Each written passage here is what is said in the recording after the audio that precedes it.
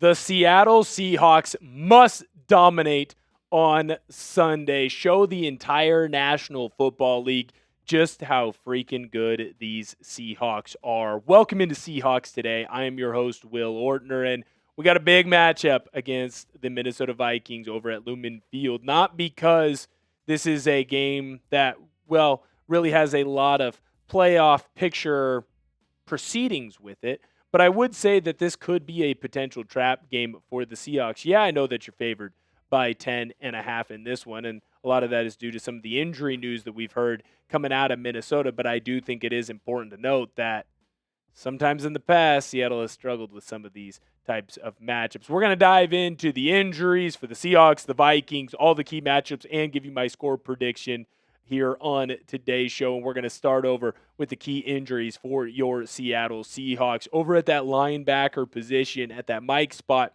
not just your one starting middle linebacker, but your number 2 middle linebacker. They are in the injury report for this week. Ernest Jones dealing with a knee injury. He missed the game against the Tennessee Titans. Tyrice Knight, he is expected to practice on Wednesday. That is today. But he is in the concussion protocol. Sometimes those can be a bit finicky on if he's going to be able to play or not. He did miss the game against the Tennessee Titans. Now, more on these injuries here in just a moment, but I do need to ask you, go on in and join the exclusive Seahawks Today NOTI gang. You don't want to miss any videos. Go over, find that bell icon, smash it, and then while you're there, go and scroll down and hit that all button. What's that going to allow you to do? Going to allow you to know the minute that we drop a video on the Seahawks, and you don't want to miss any of that news because, well, as soon as breaking news happens here on Seahawks Today, we let you know about the latest happenings with the Seahawks. So go in, subscribe to the channel, and join that NOTI gang. Now, this is coming to us from athletic writer Michael Sean Dugar, and he tweeted out when asked about Ernest Jones and Tyrice Knight, Mike McDonald did say that he's hopeful for both to be available this week. Does look like Tyrice Knight is going to be back on track. He is going to practice later on today. Ernest Jones, he's still kind of TBD, but it sounds like he's foaming at the mouth to get back out on the field. Definitely the type of player that wants to play as much as possible. I do think it's important to note, though, last week he started out as a full participant on Wednesday. By Friday, Ernest Jones ended up not being a participant in practice and wasn't able to play in the game. So I'm okay with Seattle kind of slow playing some of his injury issues. Now, at the time of this recording, there has been no word yet officially on Julian Love, whether he will be active or not for this game. Love is coming off of IR. He's been dealing with a hamstring injury all season long. And McDonald has made it very, very clear that they do not want to have Love return to the field until he is completely ready to go. They tried to bring him back a little bit too soon earlier on this year, and you weren't able to have him go for, well, basically the last month and a half now because of him coming back too quickly, re-injuring his hamstring, and then having to miss more time. Getting your Pro Bowl safety, a safety that plays at an all-pro level, back on the field is going to be huge for this team, especially with how good that defense has been.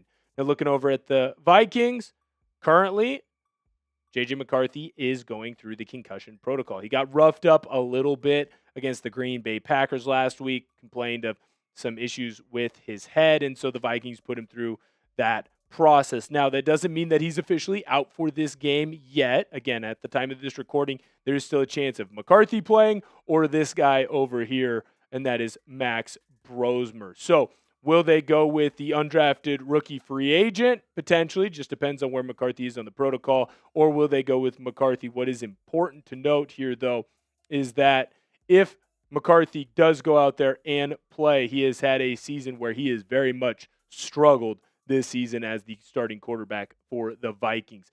I want to ask you this question, though. Right now, when you look at it, which team has the worst injury report? In Seattle, you got 2 middle linebackers that are down in a position group that's already kind of a little bit weak, or maybe weak is the wrong word, more so thin. Whereas, like, with the Vikings, they could lose their starting QB, have to go to an undrafted free agent at quarterback, really their third-string quarterback because Carson Wentz has been hurt for so long. But it's not like the starting quarterback has played all that well. Let me know whose injury report is worse down in the comments. Now, the big matchup for me to watch in this game is going to be Brian Flores and that Vikings D against Sam Darnold and the Seattle Seahawks O. Now, Darnold has had a very good season so far for Seattle. I mean, shoot, at the midway point of the year, PFF had him as their MVP candidate, and he's done a great job against most defenses of taking advantage of what they've given him. When you look at the stats throughout the year, he's completing the ball at basically 70%, one of the high marks in the National Football League. He's been very good about taking care of the football. The interception numbers are much inflated because of how bad that game was against the Rams. We'll get into that here in just a moment, but by the end of this game against the Vikings, he should be a 3,000-yard passer in the National Football League, and he's got a good shot, which is kind of crazy for a team that doesn't really throw the football, to be one of the passing leaders yardage-wise in the National Football League. But he still has a big issue, and it's an issue that Brian Flores is going to try to exploit because it fits into the strengths of what he does. What is that strength? I'll let you know here in just a moment, but before we do anything else, I need to let you know about the proud sponsors of today's video, and that is our good friends over at Prize Picks. It is the holiday season, the best time of year for sports. Bowl games, basketball matchups, playoff pushes, it is all happening at once. And while you and I are out here making decisions every day, what gifts to buy, what to eat, which game to watch, there's one place where it feels good to be right. Prize Picks. New feature alert. Prize Picks now has early payouts. If your lineup gets off to a hot start, you may now have the option to cash out those winnings before the game even finishes. On Prize Picks, how you play is up to you. If you want flexibility, choose Flex Play, where you can get paid even if one of your picks misses. And if you want the biggest payouts, go for the Power Play. No matter your play, Prize Picks is a great way to put your takes to the test. I have a 2-pick Power Play for the action this weekend. Travis Kelce, more on his receiving yards. JSN, more on his receiving yards as well. Download the Prize Picks app today and use code CLNS to get $50 in lineups after you play your first $5 lineup. That's code CLNS to get $50 in lineups after you play your first $5 lineup. Prize Picks. It's good to be right. Darnold continues to struggle with pressure. And what do I mean by that? No, I'm not saying that he's out there saying that he sees ghosts, and I don't think it's completely fair to say that he's the only quarterback that struggles when they are getting pressure a lot, but it is true. He does. And in that game against the Rams where you saw a lot of turnovers happen, it was because Darnold felt the pressure from what was happening from that Rams defense. When you look at what Minnesota does, oh man, Brian Flores likes to dial up the heat. According to Sharp Football Analysis, right now the Vikings blitz more than any team in the National Football League. They're almost at 50% when it comes to blitzes. Now, what does Flores like to do? He likes to come up with a bunch of different confusing styles of blitzes. What does that mean? It means he's walking up a lot of linebackers, he's walking up a lot of guys on the edge, and then you don't know where the pressure is coming from. So that means offensive linemen, they have to be up to their ears in their communication. They have to know and work through their process and procedure. Hey, if I have that outside guy, that's where I'm going to stick. But if he doesn't come, I got to go back inside. Where does your process go? And Darnold has to be aware of where the blitz could be coming from and set his protection to keep himself in the best position possible. This offensive line has to keep Darnold upright, because when Darnold is upright, he delivers the football to Jackson Smith and Jigba, to Rashid Shaheed, and the Seahawks win a lot of football games.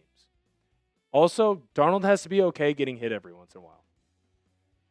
I think this offensive line is pretty darn good when it comes to pass pro. They're not perfect, and you can't ask them to be perfect. When you play really good teams defensively in the National Football League, the Rams, the Philadelphia Eagles, I mean, shoot, even Tampa Bay when you played them early on before they had all their injury issues, they're pretty darn good. They can get after the passer. Green Bay Packers as well, right? Sam Darnold has to be comfortable being uncomfortable. He has to prove to us, and I think this is a great opportunity for him to do so, that he isn't the same Sam Darnold that he was before. That he won't get uncomfortable just because there's a little bit of pressure in his face. He's still going to deliver a good, catchable ball to Jackson Smith and Jigba, A.J. Barner, Cooper Kupp, Rashid Shaheed, Kenneth Walker, whoever you want to put their name in there.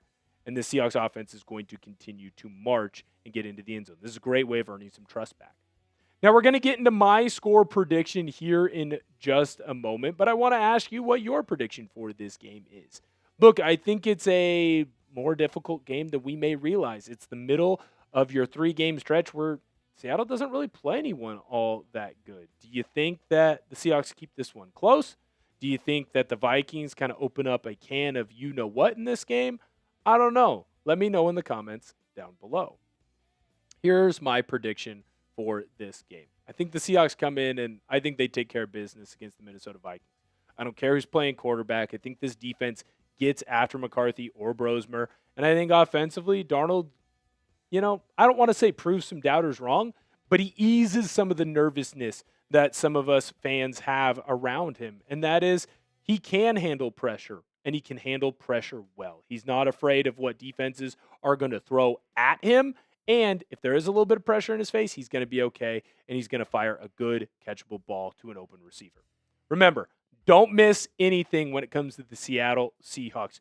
Come on in, subscribe to the channel, and turn on those notifications. If you set them to all, you're going to get an alert on your phone the minute that a video drops. And you want to know all the Seahawks news as they continue to march towards this 2025 playoff run. Thank you guys so much for tuning in. Can't wait to see you guys next time.